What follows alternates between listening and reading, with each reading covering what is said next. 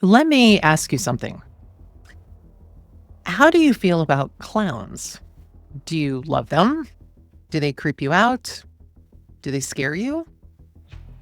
Personally, I'm more on the creep out side of things. Some absolutely love them. They love the memories as a kid of going to a circus or having a clown at a birthday party. Others don't like their painted faces with their strange smiles or the large noses. They find it really eerie and unsettling. Marlene Warren was in the love them camp. She loved them so much, she even painted pictures of them to hang in her home. So when a clown showed up at her door late one morning on a Saturday, she wasn't afraid. She was actually kind of excited to see why this clown was even there. So just imagine you're in Marlene's shoes. You're home on a Saturday morning. You're with your 21-year-old son and a few of his friends. Your son is there because he has a broken leg, and everyone's having a late breakfast. When the doorbell rings, it's the kind of door that has decorative glass where you can see that someone's at the door, but you can't see exactly who they are. But in this case, Marlene and her son noticed that there was a bunch of colors on the other side of this glass. Marlene then got up to go answer the door, and when she opened it, there stood a clown with a bright red nose, white painted face, and bright orange curly hair. The clown is holding balloons and flowers. It was normal to think that maybe someone had sent a get well soon delivery for her son. I mean, he had a broken leg, right? The clown didn't say anything, handed over the balloons, handed over the flowers, and then reached up, shot Marlene in the face, and then turned and walked back to the car that they had arrived in and left. Her son, Joe, rushed to her as soon as he heard this noise. When the sheriff's office got there, they would find these two balloons, one that said, "You're the greatest," and a basket of red and white carnations on the floor. Did someone send this clown? And why? Hello, and welcome to the Beach House 34 True Crime and Paranormal Podcast. I'm your host, Christine Worth, fancy as always, and tonight we'll hear the story of the killer clown. On Saturday, May 26th, 1990, at 10:45 in the morning, someone had arrived at the home of Marlene and Michael Warren.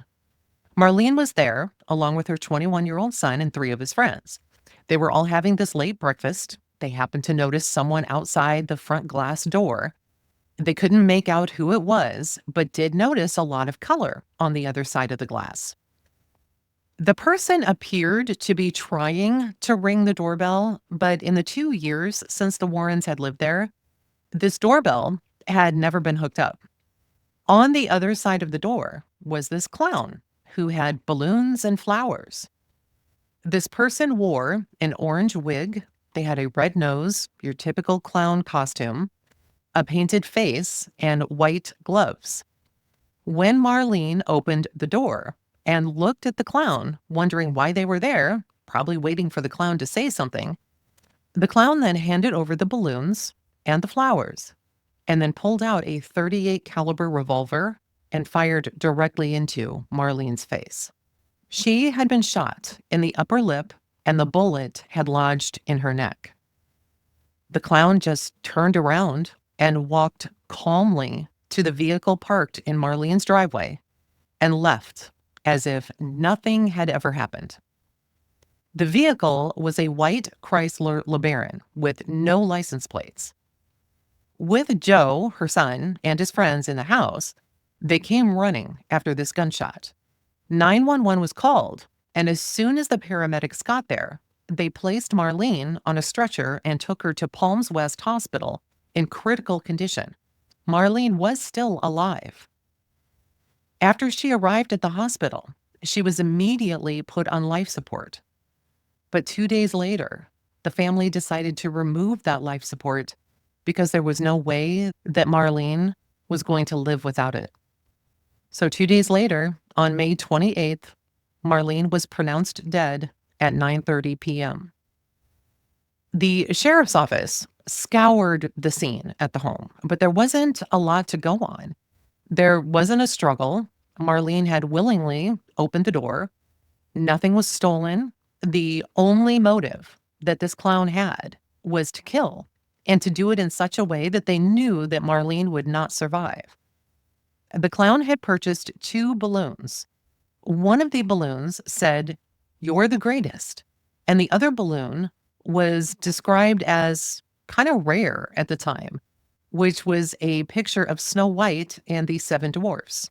Marlene Warren was 40 years old at the time that she died. She was married. Her husband, Michael Warren, and her son, Joe, all lived in an upscale home in Wellington, Florida. Marlene managed several rental properties, including duplexes in West Palm Beach. Some of her tenants told the newspapers that she doesn't allow any rockheads, meaning crack addicts, or anything like that in these homes. And another tenant said, "She lets these people get away with being late on the rent and stuff like that. She's the best." I had to chuckle at that. Her husband, Michael, ran 2 used car businesses and was well known in the community. They were both known as workaholics and were known to be very devoted to each other. No one knew who in the world would do this to Marlene. As the sheriff's office investigated, they began to canvass the area, the neighborhood. And when they talked to neighbors, a neighbor of Marlene's was quoted as saying, "Who would suspect somebody in a clown's costume?" That's probably exactly what the killer thought themselves. The sheriff's office went to their first suspect on the list, as you would imagine, her husband, Michael. Now, Michael Warren was 38 at the time, and he owned both Bargain Motors and A Bargain Auto Rentals. As Marlene was on life support just after the shooting, they spoke with him and then later subpoenaed his bank and phone records. Then, just hours after the shooting, a female called the sheriff's office to give an anonymous tip. This caller told them to look into a woman by the name of Sheila Keene. In the meantime, the sheriff's office searched for this car that had been at the Warrens' household, this white Chrysler LeBaron with no license plates. Turns out, this car was found abandoned in a Winn-Dixie, a grocery store well known in the southeastern United States, parking lot, just 4 days after the shooting.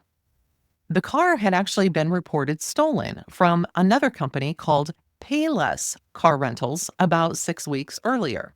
The couple from out of town who had rented this vehicle came forward to say that they had returned it, but evidently confused Payless Car Rentals with Michael Warren's business, A Bargain Auto Rentals. They had looked up in the yellow pages for the name of the companies and had misread an advertisement in there. And it's actually no wonder that this couple had misread this advertisement, because in the yellow pages, there is a large advertisement that at the very top says in small letters, A Bargain Auto Rentals. In other words, Michael Warren's business. But underneath that, it says pay less, all one word, not 2 words, 1 word.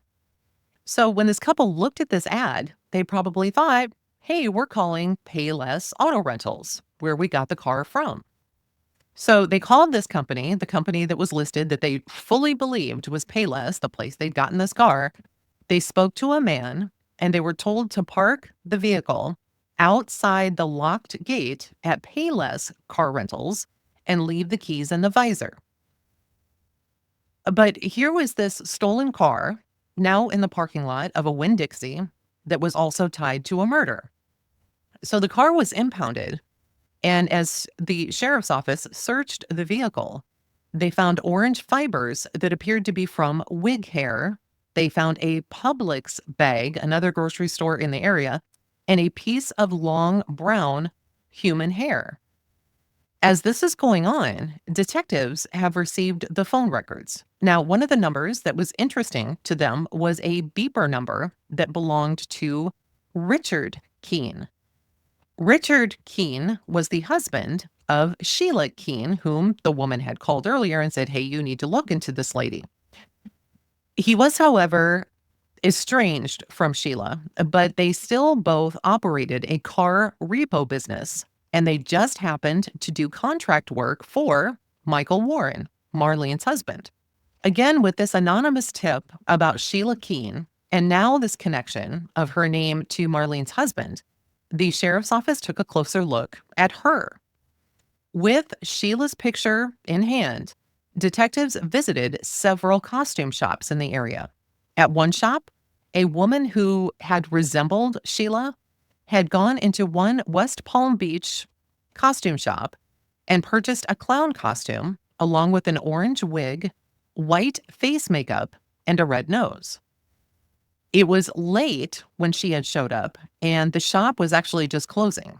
But this woman who had arrived said she had an emergency. And so they let her just come in and quickly pick out the items that she needed.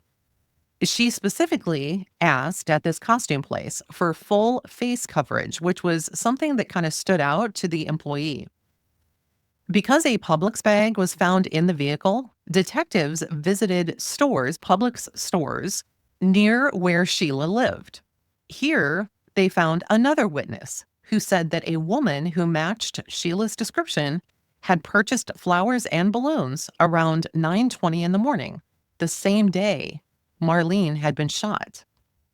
The flowers that she purchased were red and white carnations and two balloons, one that said, "You're the greatest," and the other one was Snow White. At this point, Sheila is their number one person of interest. When they questioned Sheila, though, she denied any involvement, saying that she had been out repossessing cars the morning of the shooting. At her apartment complex, the sheriff's office questioned neighbors, and several of them said that they often saw Michael Warren at Sheila's apartment many, many times. Some of these times very late at night. Even after doing a search of her apartment, they didn't find a wig, although they did find orange hair consistent with the wig. They didn't find a costume, and they didn't find a gun. They did, however, take a hair sample from her apartment to see if they could match it with the long brown hair that was found inside the Chrysler LeBaron. Sheila, who was 27, worked with, as I mentioned, her estranged husband, Richard, in this car repo business called Eastern Recovery. They had worked with Michael Warren for a very long time and had regularly done work for both of his businesses, both Bargain Motors and A Bargain Auto Rentals. Sheila and Richard had access to vehicles that were on the lot that Michael Warren owned, and they were very familiar with Michael and how he operated his business. Despite this connection, though, and the fact that nothing was found in Sheila's apartment, the sheriff's office didn't really have a lot to go on. What was the motive? Did she have a reason to commit this crime? As if any reason would be, decent enough. But anyhow, was there a reason why? Now, Michael, Marlene's husband, had been seen quite often at Sheila's apartment, and some believed that the two were romantically involved. I mean, the rumor mill at the business was constantly talking about the relationship between Michael and Sheila. Both of them, though, both Michael and Sheila, deny that they are romantically involved. They are not involved in any manner other than just working together.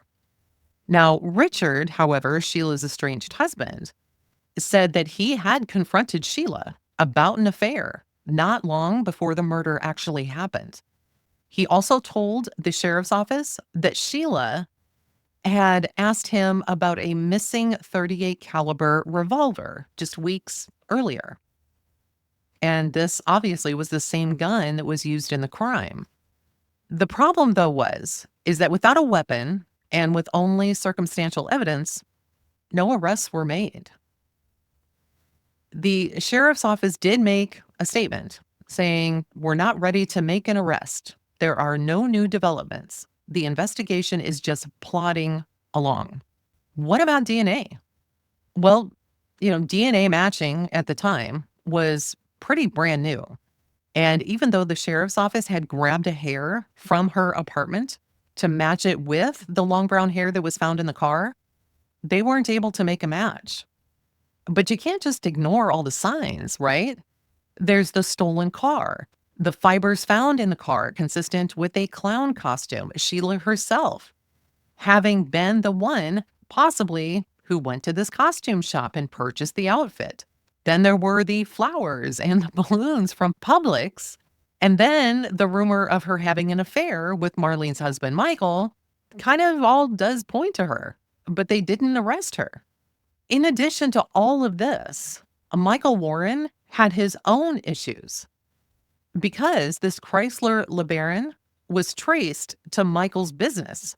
Detectives decided to take a closer look at Michael.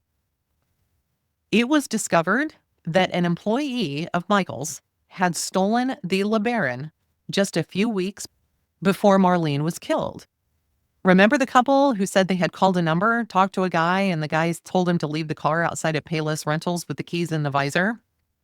Yeah.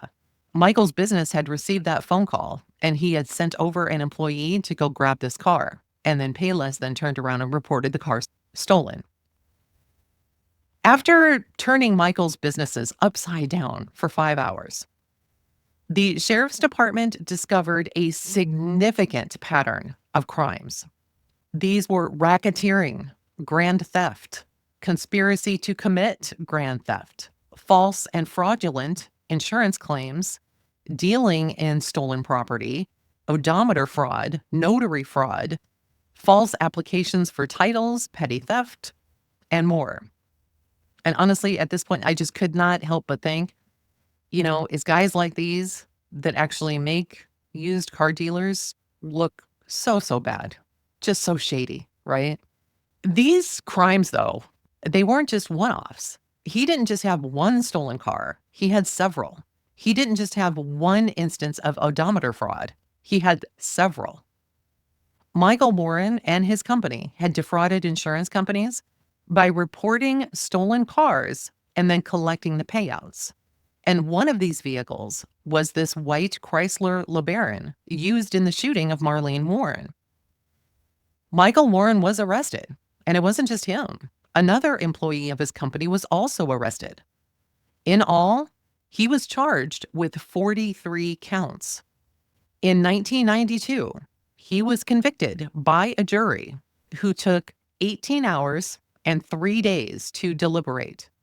He was sentenced to 10 years in prison, but was released early after around 7 or 8 years.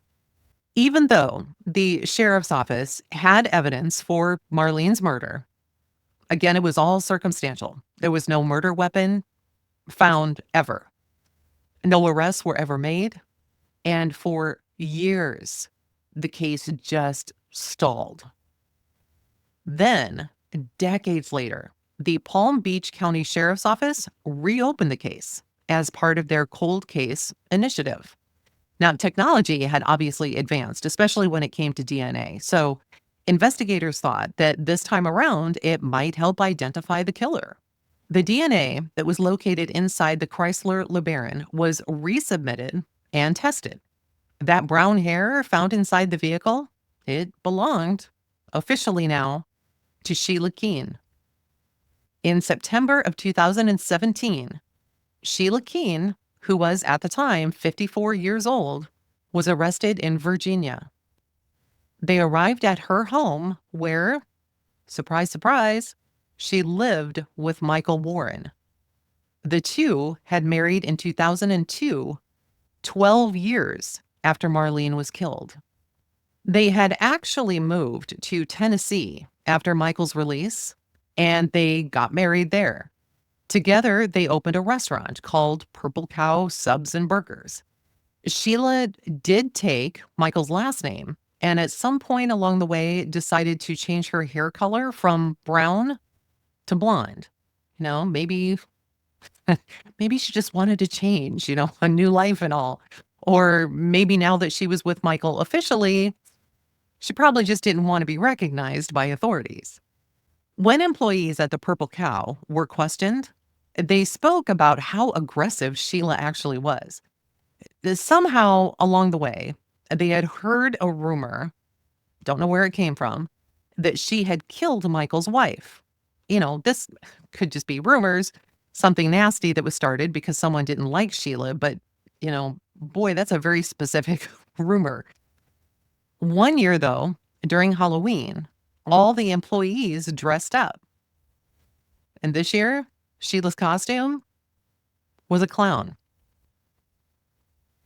The same year that Sheila was arrested was actually the same year that her and Michael sold the purple cow and decided to retire to Virginia.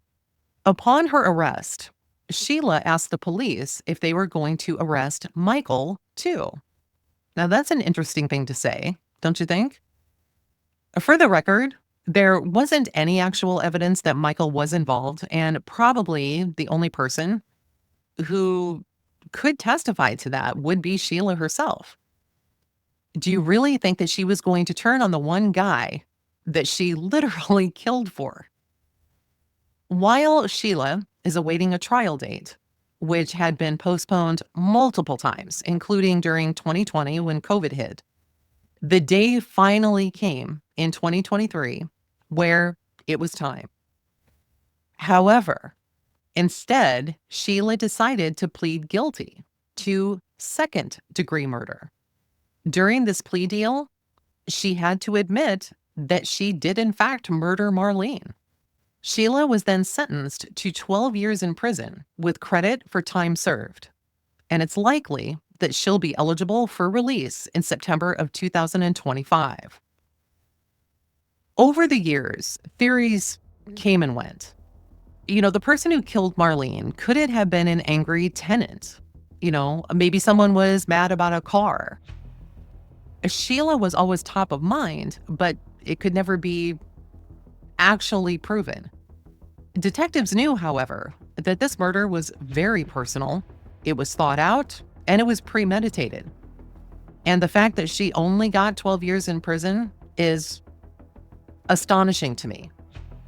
She killed someone and was able to live her life just like any normal person until she was finally caught, and then they say, hey, we're just going to give you 12 years. This is the kind of story that sounds completely made up, but it isn't.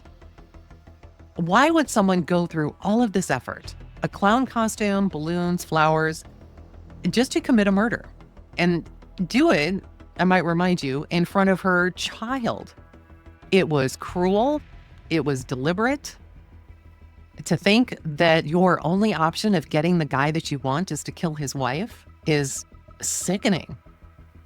This just goes to show you that there are some crazy ass people out there who won't think twice about doing the unthinkable just to get whatever it is that they want.